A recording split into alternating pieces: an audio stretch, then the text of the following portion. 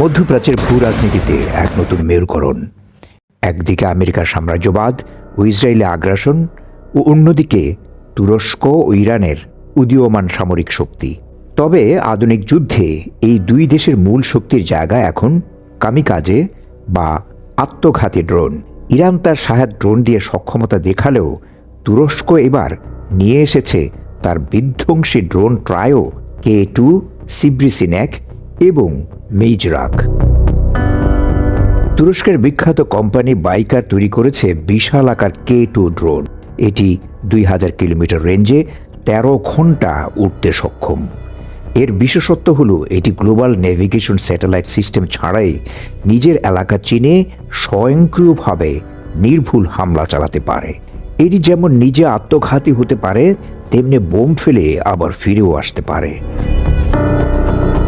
অন্যদিকে সিব্রিসিনেক ড্রোনটি ইরানের শাহেদ 131-এর সমকক্ষ, সরাসরি প্রতিদ্বন্দ্বীও বলা যেতে পারে।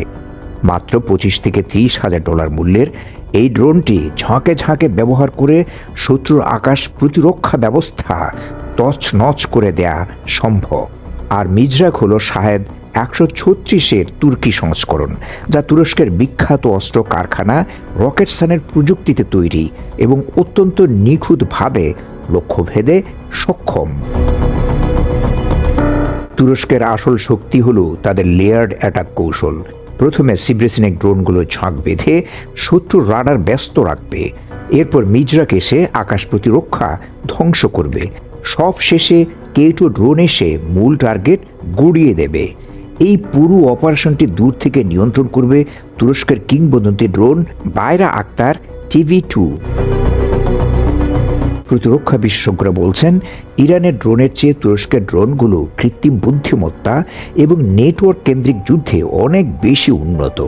ইরানের শাহেদ ড্রোনে উন্নত ইলেকট্রো অপটিক্যাল ইমেজিং এবং স্যাটেলাইট কমিউনিকেশনের সীমাবদ্ধতা থাকলেও তুরস্কের ড্রোনগুলো জ্যামিং প্রতিরোধী এবং স্বয়ংক্রিয়ভাবে লক্ষ্যবস্তু শনাক্ত করতে পারে।